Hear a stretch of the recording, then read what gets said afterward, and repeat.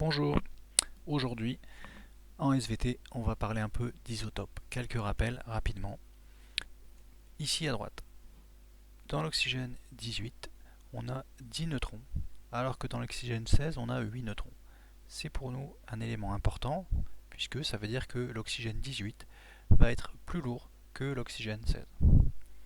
Rapidement, le lien avec la biologie, par exemple, dans des phénomènes naturels comme l'évaporation, si je regarde ce qui se passe pour mon oxygène 18 et mon oxygène 16, l'oxygène 16 est plus léger, donc il va avoir tendance à s'évaporer plus facilement que l'oxygène 18.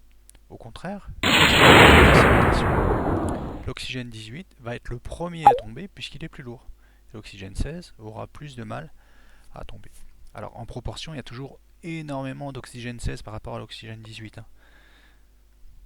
Mais ça ne change pas le raisonnement. L'oxygène 16 s'évapore en premier, enfin plus facilement.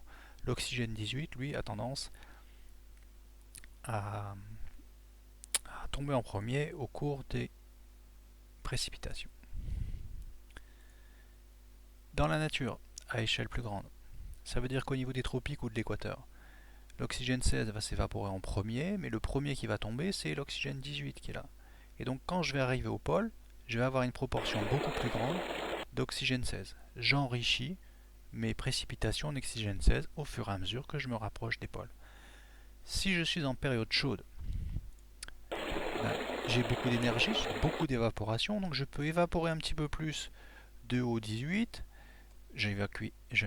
J'évapore énormément de O16 de toute façon, mais ça veut dire que dans ma glace, je vais trouver relativement beaucoup d'oxygène 18 par rapport à l'oxygène 16.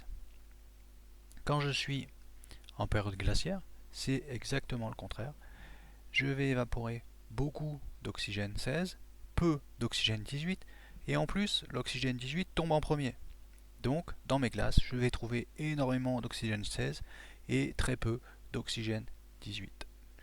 Voilà, vous devrez utiliser ces informations avec les documents fournis dans la partie 3 du devoir. Bon courage, à bientôt, n'hésitez pas à poser des questions s'il y a besoin.